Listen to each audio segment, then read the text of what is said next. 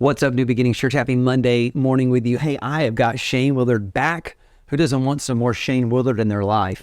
And so, last week, it was the best conversation. I mean, your thoughts and explanation of what it meant to turn the other cheek and how much bigger and more dynamic that was than just taking a punch to the face. Right. Yeah. But this idea of saying, hey, if you really want to be a child of God, according to Jesus's definition, Yep. it's to be a peacemaker. Correct. And then, of course, if you missed last week, you should go watch all 5 of them. But let's talk about this.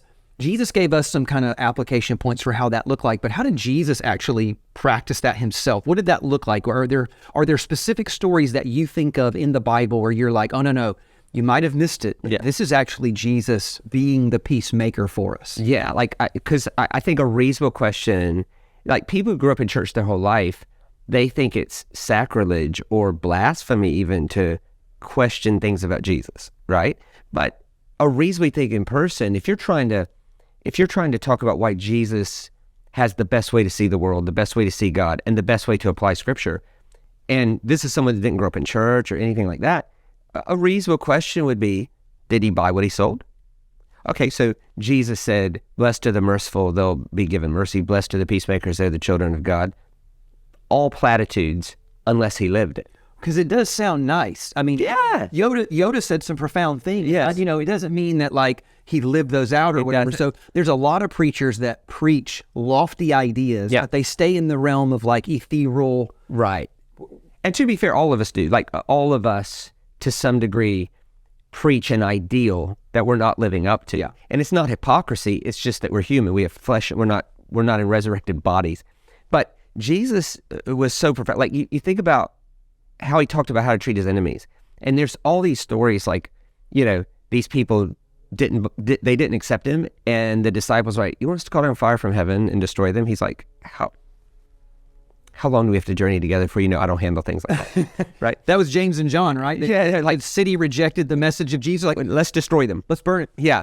And so, but one of the best examples is, so Jesus is in a garden. It's after Passover. It's somewhere around midnight. And he's so stressed, he's sweating blood. So if you've ever thought, oh, I wouldn't normally act that way, I was just stressed. I get it. But in great stress is when you really see how intentional you are about how you see the world. And so this guy named Malchus shows up with a platoon of soldiers. Judas kisses him. Malchus is the high priest in training. And something weird happens. It says that Peter, it actually says a certain companion of Jesus cut off the guy's ear. John later tells us it was Peter, which that's funny in itself. And so, but it leads to all kinds of questions like, was it legal to chop off a man's ear? Why would you arrest a guy who's peaceful and leave the guy standing there that just chopped a dude's ear off? Like, what's going on there? And there's 2 answers. One, it was legal to do what Peter did because he was a priest. I'll see if I do this quickly. Like, there was a rift between priests and Pharisees. The reason is because priests, you had to be born. Yeah. Pharisees, you had to earn it. And so the question is all you had to do to be a priest was be born. What happens if you're evil? Like, you can't have an evil priest representing you to God. And so they had to come up with a way to disqualify them. And they used an obscure passage from Leviticus 21 that basically says if you have any blemish at all, you can't be a priest. You can still eat like priests do, but you can't be a part of the priesthood. And so by the 1st century, what they were doing was they were mangling. They would just basically hold them down and pierce their ear and pull. And that would leave them with a defect that was obvious. And now you can't be a priest anymore. So, my Sunday school teacher told me when I was a kid that Peter was trying to chop his head off and missed. It's like, well, with respect, if you hit someone in the ear hole, that's a hit. What likely happened is Peter just did that. What's more important than any of the method or the form is the function. So Jesus, in great stress, fixing to be tortured to death, he took the time to pick up the man's ear and heal it. Not his friend's ear, his enemy's ear. The one that came to arrest him. Correct. Which healed his ear, but it also restored him to the priesthood.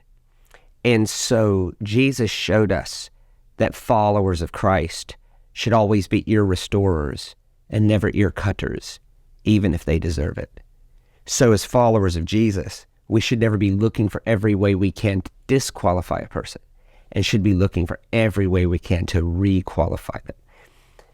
And how amazing is that? Because when I think about the Church of America over the last, at least in my lifetime, we almost salivate at the idea of, I got you. we're ear cutters. You've got this sin, you've got that sin. Now I've got the power to disqualify you. Yes. And we want to do that versus the power to say, hey, look, you might have this in your life. Let's restore you. Yes. What a powerful idea. Yeah, and it was really Jesus showing he had the moral authority to ask his followers to do something that he, in great stress, was willing to bless his enemy and not just his friends. And I think if we all lived that way, the world would be better, that we be ear healers and never ear cutters. So for Jesus to say, hey, pray for your enemies, love those who spitefully use you. He did not just say that. No. He lived it. He had the moral authority to do it. That is powerful. Hey, let's keep going to this. Yeah. We will see you tomorrow. It's going to be so good.